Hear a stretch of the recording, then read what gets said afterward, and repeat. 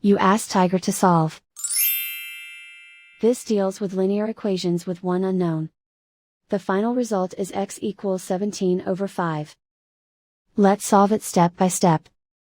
Simplify the expression. Simplify the arithmetic. Group like terms.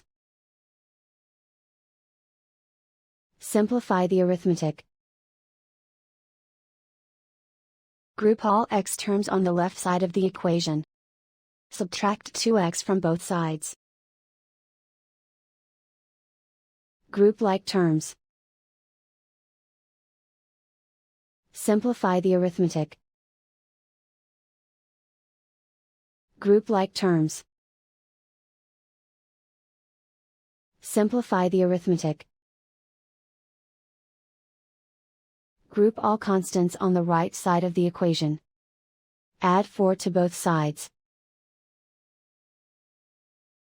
Simplify the arithmetic.